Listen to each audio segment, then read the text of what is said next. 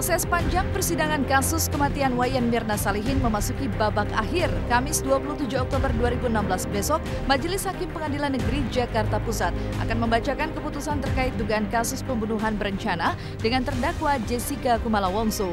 Dan satu hari sebelum putusan itu dibacakan, kemarin Ibunda Jessica dengan didampingi kuasa hukumnya Otto Hasibuan memberikan keterangan tentang keyakinan mereka bahwa Jessica tidak seperti yang dituduhkan. Jikapun Jessica divonis bersalah, Otto mengaku siap banding untuk mencari keadilan. Sedih, hancur, tiap hari nangis, berdoa ke wihara, terus waktunya besuk, masakin buat Jess, kalau besuk bawain makanan buat dia.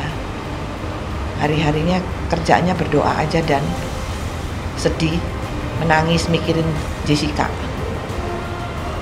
Kenapa anak Jessica dijolimi begini? Untuk kepentingan orang pribadi orang. Ya, hidupnya happy di atas penderitaan keluarga tante. Orang yang jolimi Jessica. Oke, kalau saya bilang, bagaimana kalau kamu dihukum 5 tahun? Saya banding. Terus kalau 1 tahun gimana? Saya banding. Kalau 1 hari gimana? Dibilang banding. Kenapa? Kan 1 hari kan langsung kau besoknya kan udah bebas. Dia bilang 1 hari pun saya nggak rela dihukum. Sebab kalau 1 hari saya dihukum, berarti kan saya salah. Berarti kan saya pembunuh, dia bilang. Saya bukan pembunuh.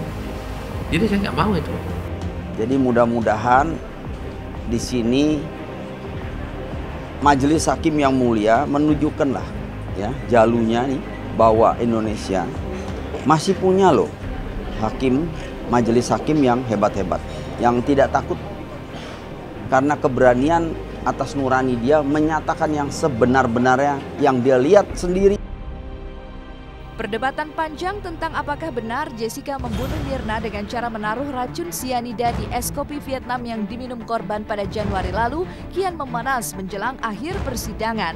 Pada sidang hari Kamis 20 Oktober lalu, terdakwa Jessica menguak informasi pertemuan Arif, suami Mirna, dengan barista kafe Rangga yang didapatnya dari seseorang bernama Amir Papali dan kemudian disampaikan pada Amir Bostam, salah satu kuasa hukum Jessica. Lalu apa kata Amir Bostam ketika Arif merasa tak terima dengan keterangan yang disampaikannya pada Jessica dan siap mempolisikan dirinya? Saya akan segera membuat laporan polisi atas istri duplik Jessica yang menguraikan cerita Amir yang tidak benar. Saya rasa haknya dia mau melaporkan. Apa yang saya takutin? Gak ada yang saya takutin di dunia ini. Hanya Allah yang saya takutin. Dan saya paling takut dengan melakukan perbuatan melanggar hukum. Saya tidak pernah melakukan perbuatan melanggar hukum.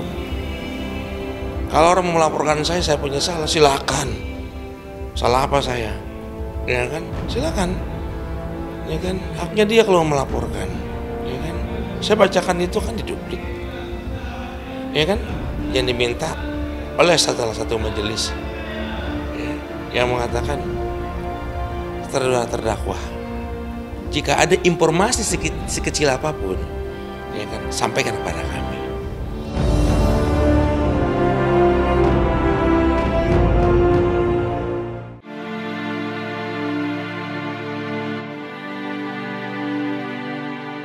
Dari kemelut kasus Jessica Kumala Wongso, kita beralih ke bencana banjir yang melanda kawasan Pagarsi dan Paster, Bandung. Dahsyatnya banjir dengan ketinggian hingga 1,5 meter yang melanda kawasan itu pada Senin lalu menyebabkan sejumlah mobil dan motor ikut hanyut terseret arus. Dan sehari berselang setelah banjir melanda, kemarin kepolisian dan dinas terkait melakukan proses evakuasi terhadap sebuah mobil minibus yang ikut hanyut ke Sungai Citepus. Meski memakan waktu yang cukup lama, minibus berwarna hitam itu berhasil diangkat dari sungai dalam kondisi yang sudah hancur.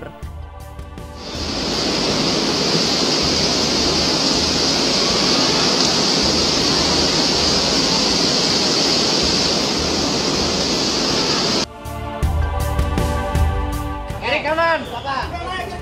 Kalah. Laut. Bawa kamu. Insya Allah secepatnya perintah saya kepada DBMP untuk menerapkan juga di Pagarsi yang memang selama ini heboh itu juga di Jalan Dr. Junjunan atau Pasteur. Begitu tahu kabar Bandung banjir langsung nanya, rumah banjir nggak? Karena deket Pasteur kan rumah gitu. Jadi memang langsung nanya. Terus ada restoran juga milik keluarga di Bandung di Setiabudi, takut kena banjir juga kan. Jadi memang langsung nanya-nanya, ternyata aman, alhamdulillah nggak ada apa-apa. Selain menghanyutkan sejumlah mobil, banjir Bandung juga menelan korban jiwa. Seorang karyawan toko di Jalan Setiabudi, Ade Sudrajat, tewas karena hanyut terbawa banjir. Insiden ini kian memilukan ketika Ade meninggal setelah berusaha menolong warga lain yang ikut terbawa arus. Kepergian pria berusia 30 tahun ini menyisakan pilu bagi keluarga.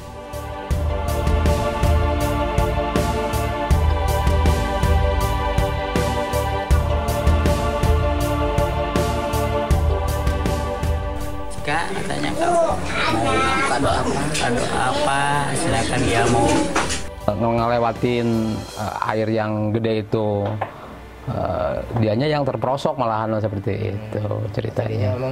Mau nolongin. Ya ceritanya mau nolongin kayak gitu.